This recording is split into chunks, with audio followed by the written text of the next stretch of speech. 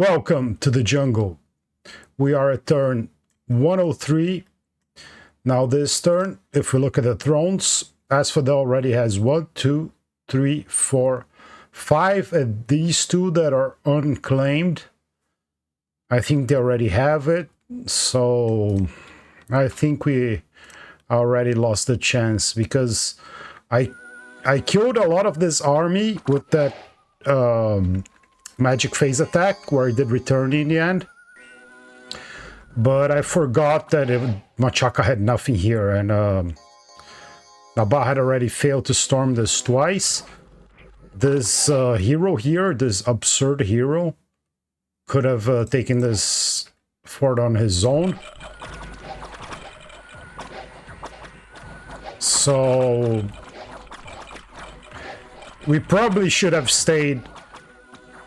And of course, if I had better luck with my Queens of the Elemental War and they had killed him, like as we saw in the replay, this would not have happened, but we had no such luck.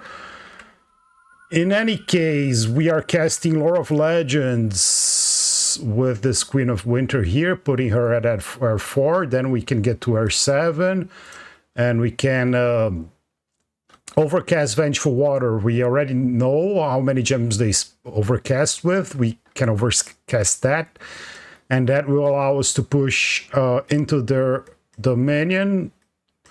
And this is the reason why I'm not pushing this throne, that I have very strong armies here. I have more stuff here. I have more stuff here, even more coming. Yeah, I'm prepared to put a ton of pressure in this throne too. This one is a bit delayed because I need a lab here to organize everything, but I'm probably building one this turn. Am I? Did I order or build temple instead of lab? That was a mistake.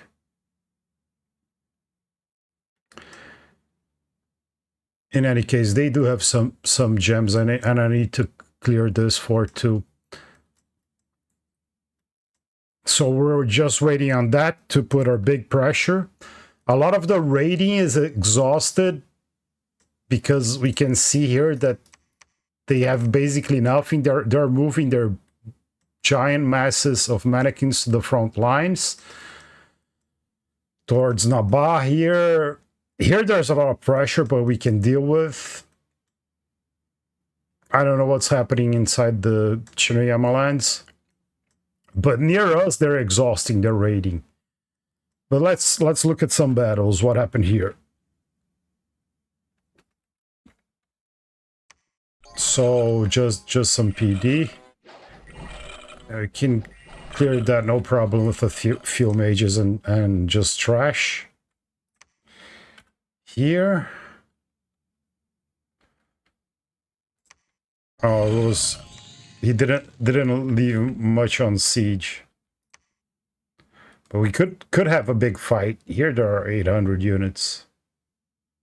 But not the good ones. The good ones are here. Centaur warriors, mannequins and whatever. No. The units here are not quality either. This is a little bit of trash. So yeah.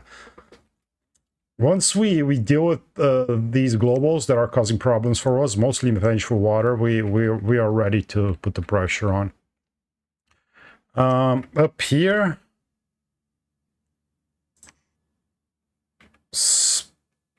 are we still getting those attacks? Yeah, so two apprentices died. The Vengeful Water, but I think we're preaching here, right? Oh, we shouldn't get attacked anymore because now it's 0 the Dominion. Oh, there was a battle here.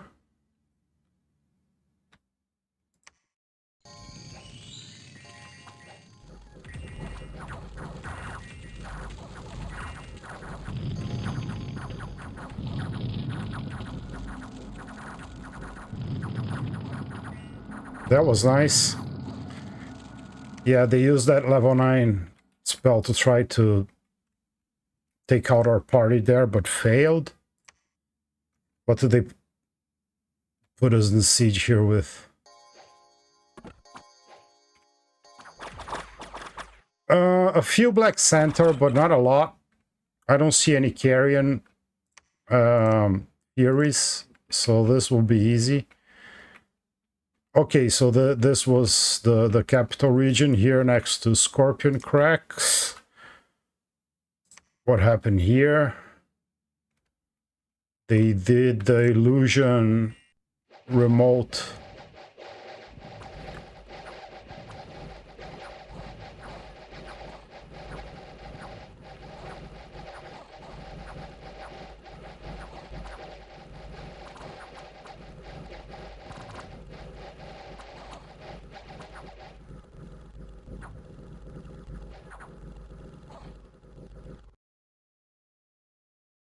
Phantasma weapon.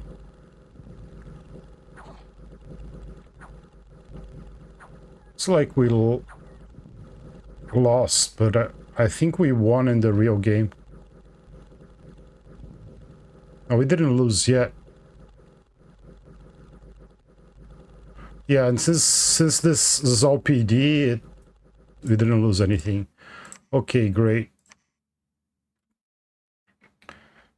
And then he was patrolled all. Yeah, you see the PD is back. Okay, trying to set a trap here, looks like. Now here, what is this? Also small trash raiding group. Just need to keep it under control. Here we did see last episode that we use Earth Attack to keep the army in place and then killed it with a party. But I think this was under a different commander in Split, so this should have been bigger. Okay. This is under siege, not breached. Oh, we sent our thug here again. Phoenix Spire. Oh, I think we saw this. Did we see this? No, I don't think we saw. I apologize. So the fire shield... Yeah, this is the problem. He can kill everything here, but once the Carrion Furies get in, they have magic weapons, so they go through body ethereal. They have a lot of MRs, well, not a lot, but it's good, 13. They get through Astro Shoot a lot, and not only do they have the vines, 3 vines, that they don't get retaliating damage from the fire shield because they're fire resistant, and natural protection 9, that's crazy. They do have extra dark slumber, extra fatigue on the attack 14 skull club, so even though it's not sacred, so much fatigue he has now, 105. Yeah, that's not gonna be enough, but let's watch.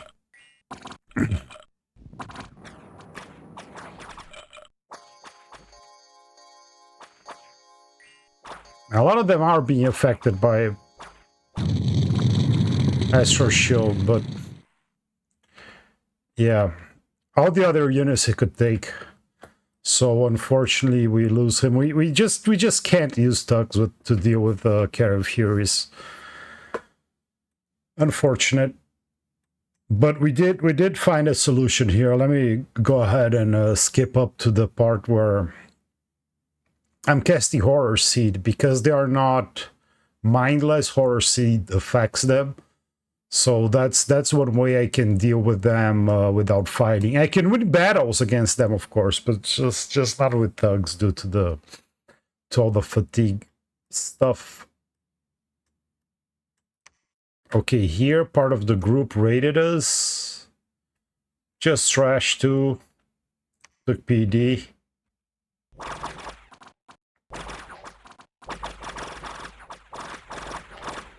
Yeah, they sniped the commanders.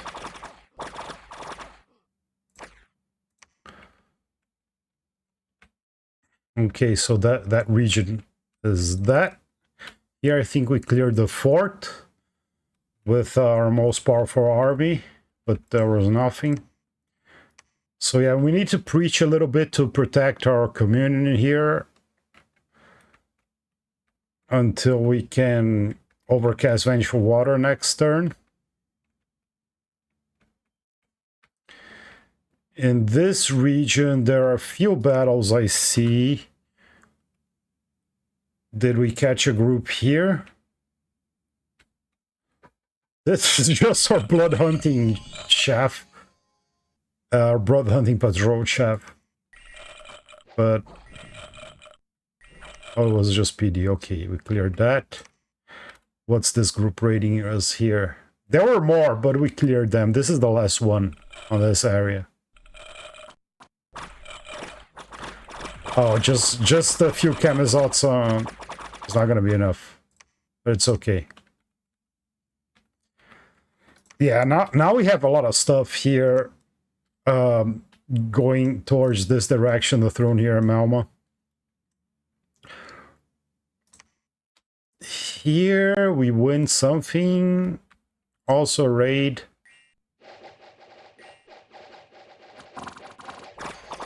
Is it just the PD? A few extra units, I think. It's not enough to kill the PD. Here, Glade Woods. Scout. Well, they do manage to make it in with something here in Hanafe. A few Carrion Furies. Okay, so this one we have to respect a little bit more.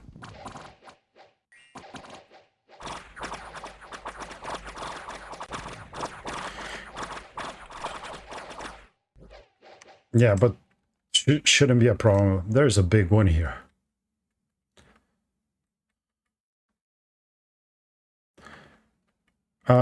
These two we saw last episode. Over here, also just a ping with a scout.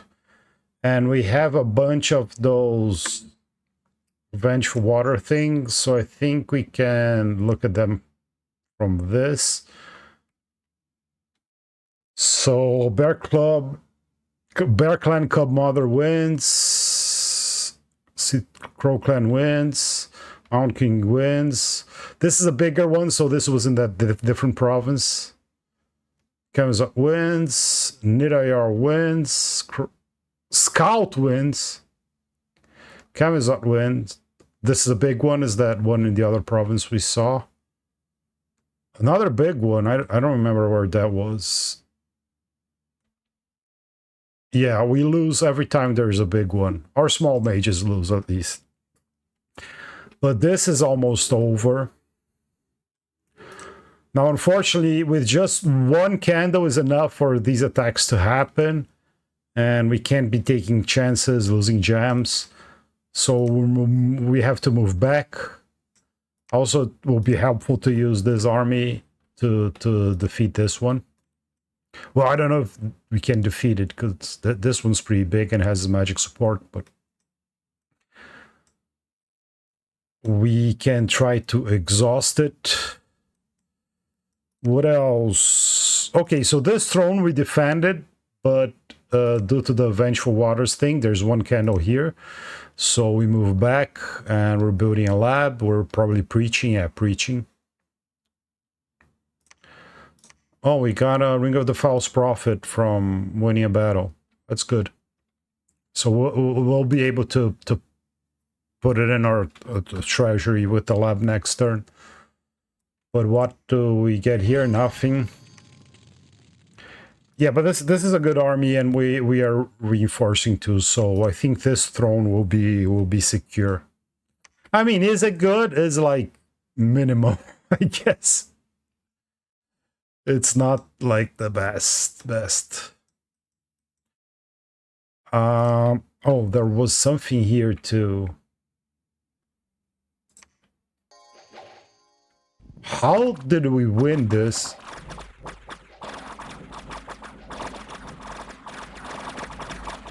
Oh, the Nidavangr survive. Yeah, when they don't... These fast units don't snipe the commander. Wow, very close. Very close. But that's good, because this has a direct line to this fort here. And we have some other stuff here. We have some other stuff here. We can consolidate everything here. So we can put pressure on that too if they don't defend. But I think we're already too late. Oh, I don't see any other battles. So let's look at casting. We're casting Twiceborn. We're getting another Archdevil because one of them died. Call of the Wild, Earth Attack, Horror Seed at Balcoria, where we lost the Thug to those Carrion Furies. We're putting Horror Seed on them. And Lore of Legends to overcast the Vengeful Water next turn. For forging, Protection of Gayron. Okay. Forge. It banishes the killer of this unit to the Inferno. So we can take a Twiceborn Crow, make them fight that Thug, and the Thug will be banished to the Inferno. He probably wins every fight in the Inferno and comes back, but we'll probably get horror marked and we'll get rid of him for a few turns. So that's one way to deal with that. And the rest that we're forging here is just the common stuff we need for our armies and our groups. We're gonna clear all these raiding parties.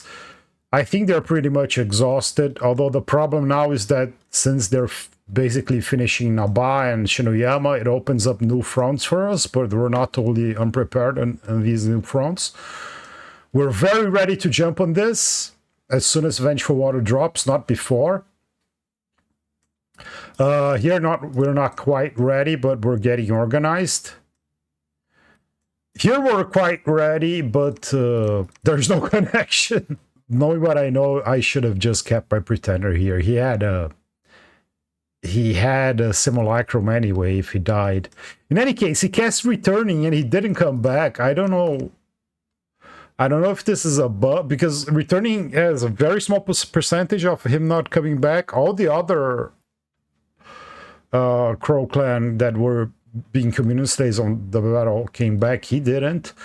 And I think if it doesn't work, you get a message here, but I got no such message. I don't know what happened here. We are now in turn 104, and of course, we were already too late. It really sucks. We have the temporary magic boost to overtake Vengeful Water. We were ready to put 3 thrones under pressure, but we just didn't have the time. And we can look at all the graphs now. And provinces, they have double our provinces. No, not exactly double. But in any case, they had more than double our thrones, a lot more. We had 2, they had 7. Now I have a column here. And it's pretty wide. It's just as wide as Asphodel. So I really, I mean, this shows that I really got bad lucks regarding thrones, because my capital is here, and the first throne I got was all the way over here, and then this one from my warrior Machakan, and no thrones anywhere else. So it got really hard to protect these two. This one we managed to protect, but not this one. And we had a coordination problem there with Naba. And yeah, this shouldn't happen in any map. 2 thrones side by side. I know why it happens. It happens because of the generation. So Agartha was here, and the map basically doesn't know where to put it. But that's that makes the map really unfair. But turn 104 is long enough for a game to go. This game didn't have cataclysm in the settings, so it had to end at some points. I did get to fight Asphodel for a little bit. I had fun. I learned a lot. I'm a little bit disappointed because with my gem income, let's see if my gem income is really that good. Yeah, it really is better than Asphodel's province per province, right? Because look at our site searching. It's like almost complete in every province. One mistake we did.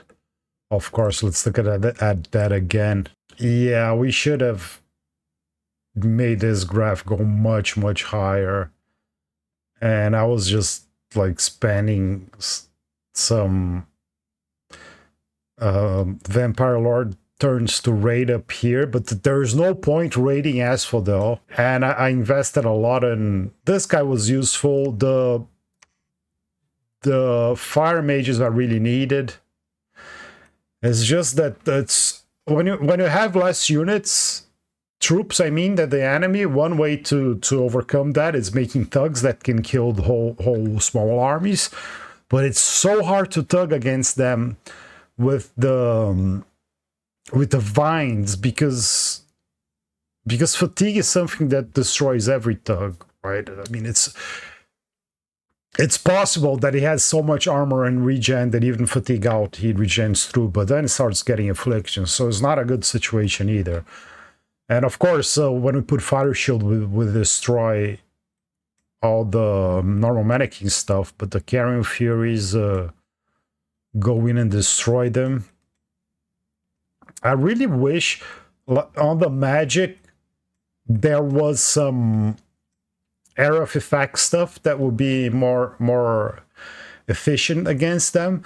There is one spell that causes damage over time only to magical units, and I could have used that, but then you have to prepare your army not to have magical units. I could split one here and take out the magical units. That was a possibility. That was something I was planning.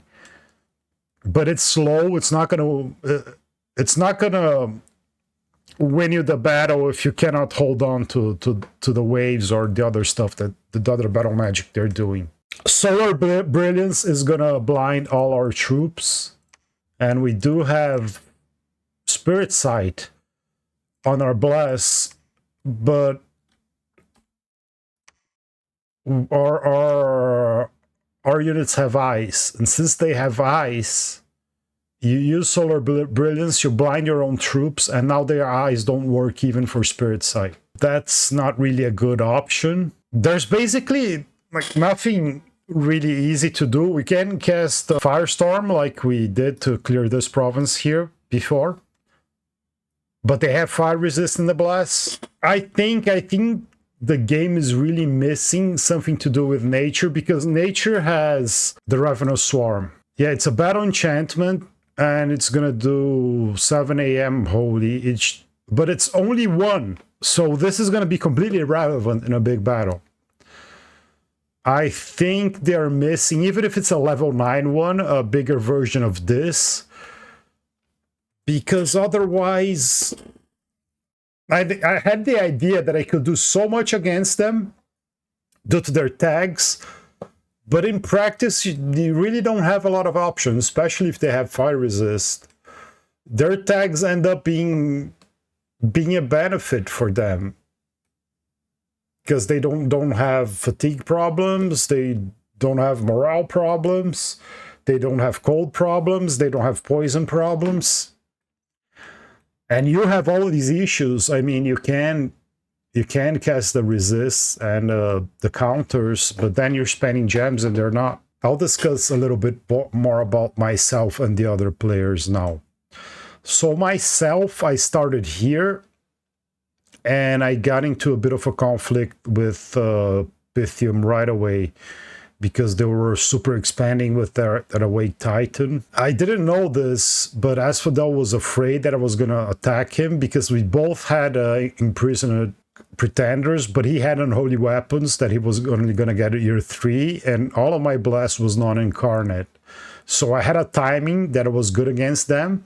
So it was probably the better choice to fight him with somebody else. However, playing Nidavangr, since it's considered S tier, I imagine that the first thing is going to happen if I attack Asphodel. People are going to say, oh, let's not help either one, because hopefully they destroy themselves. If Nidavangr wins, we have to coalition him later. But then Asphodel, which is a cancer, gets destroyed. So there's that benefit. And if Asphodel wins, we have to coalition them later. But Nidavangr, that's a very powerful nation, is out of the game.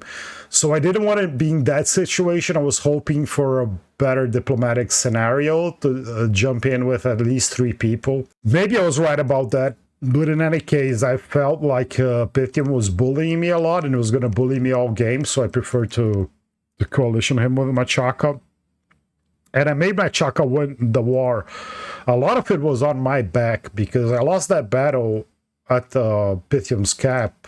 Where is it? Right here. But it was me losing that made him burn out his entire communion because the battle lasted very long. And without those units that are communion slaves, it made him very easy to take the cap with his spiders. Now then, when I had... And then, of course, Asphodel threatened to attack me or ended the nap twice, and twice I told him not to attack me, and he made the nap. So I was a bit of a coward there, but my troops were all out of position at those times. And he got to eat one by one, got a bump with Agartha, ate Agartha, then I don't know what happened, that Ind attacked him alone. Which is crazy. It's crazy. The asymmetry of the nation makes it so you should always be coalition. And then it got to it and just on a 1v1. Like a 1v1 sounds fair and honorable, but against Asphodel, it never is, always in their favor. Basically, they have some matchups that are harder for them. But yeah, Pythium hadn't bullied me so much. If he had said, look, let's go both fight Asphodel, I would probably have agreed. But I ended up killing him. And then the issue with Machaka, he got huge. And he had the best... did he have the best research? Yeah, they had better research than Asphodel. What is this point here? This point near army size. Let's see. Let's change to army size. Oh, we can hardly see. Boom, no, this is when I attacked him. No, Asphodel already passed him before. Yeah, this big drop here is when I attacked him. Probably.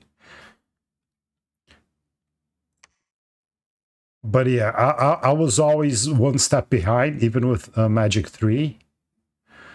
But this much of a gap doesn't make much difference.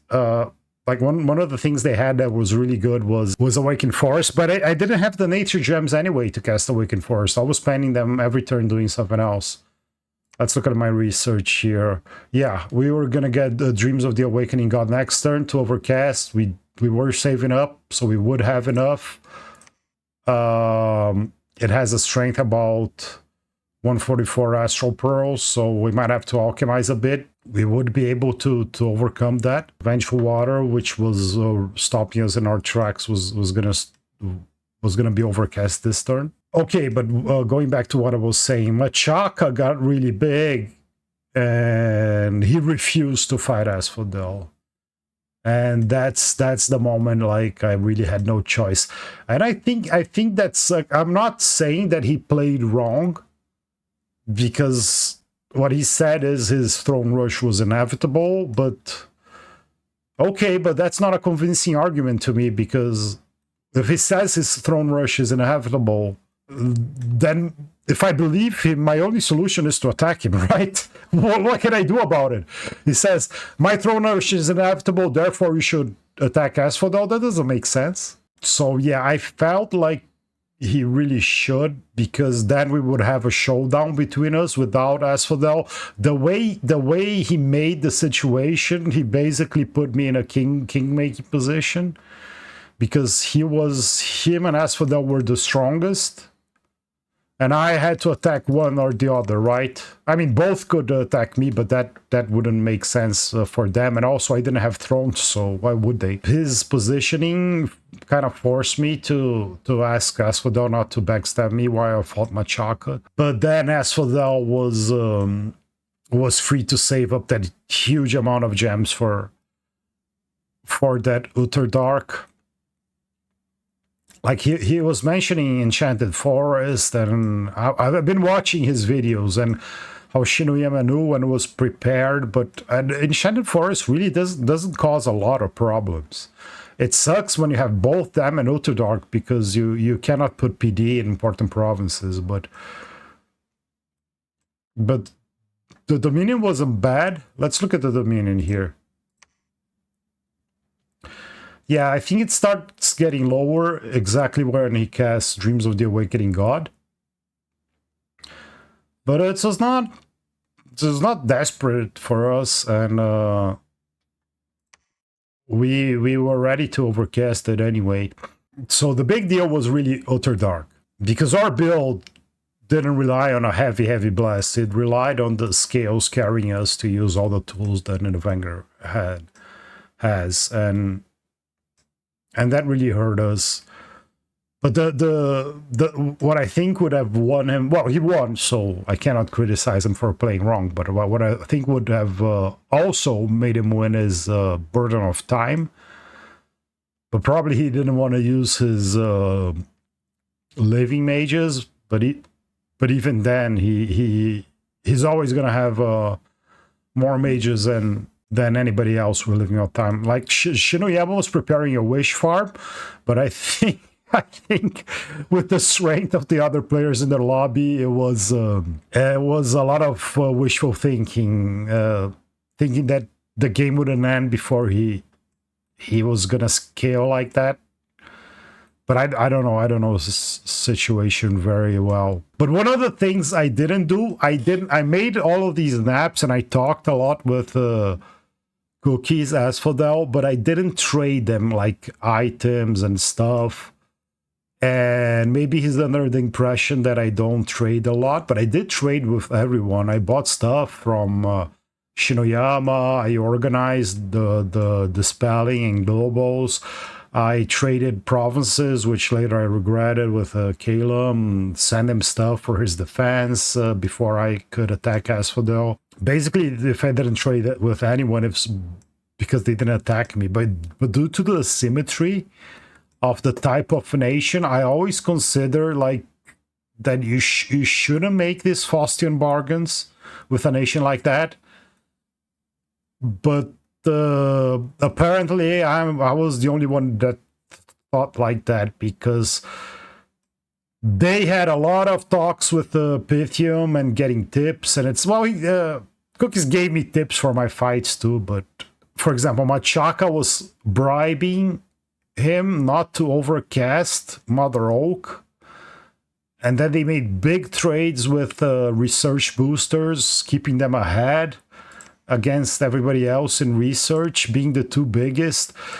See, being self-centered, both what I'm doing and what they're doing makes sense. None of them are wrong. But I think from a game state perspective, you really shouldn't trade that much. If you need like one booster or to break into a path or something, or do one specific trade of gems in the beginning of the game, you might do it. But these big commitments, especially when both of the nations are very powerful like this, I think they're a bit hug boxy, and it's not gonna end favorably for you, because with a nation like that can put the tens of thousands of morale 50 units on your borders, and you're thinking you're gonna win by not fighting them. The moment you fight somebody else for the win, they're gonna raid you everywhere. And we only stopped the raiding on its tracks. We lost no forts, and it's mostly clear. Look, there's like one smallish group here. There is some stuff here. Yeah, this is all very easy to deal with. Yeah, we clear one, pierce other, but they're not that big. And I'm putting Carrion, not Carrion Seeds, Horror Seeds, and their Carrion Furies, making everything easier for us. I don't think that being this hug boxy with an specifically asymmetric nation like that, it's not the nation's power. I think Pythium is super powerful on the same level as Nidavangr, but Nidavangr has more different tools, but they have Grand Communions and other stuff that is very powerful. I think Nabah has very, very nice timings. The other nations are okay on different power levels. Machako is very strong and he played the nation very well. But yeah, that's a different style of playing that I see from myself. Now, mistakes I did too. I spent a lot of gems.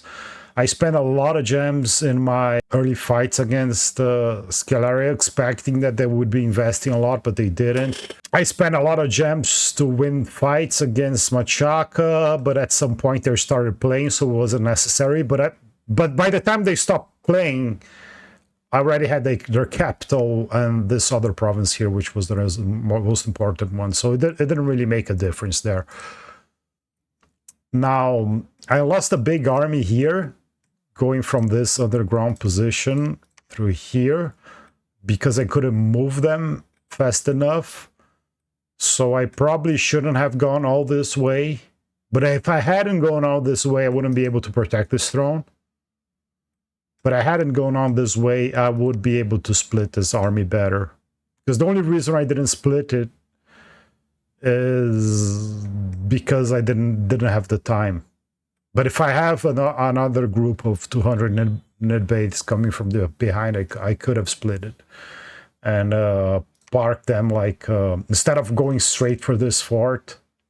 This is something else that Winter fixed. Now, if the fort is under siege, you don't regenerate wall strength anymore. Cookies was able to do that with this fort, which was severely damaged when they cast it. So I think one more turn it would have been open for storming if it weren't for the enchantments regenerating the wall strength. But in any case, I could have put the army to split this one in two with those other Nidbaiths and mages, and put one here would have made it much harder for them to cause us damage in this position. I wouldn't have lost the entire army here. And the blood hunting too. The blood hunting, once I started as earlier as I could, but then I think I spent way too much in battle using blood mages to do raiding that I could have accomplished with other things. And I should have just kept investing in blood hunting and had like storm demons or fiends of darkness coming out of this time. Okay, now let's talk about Asphodel DarkSideCookies specifically.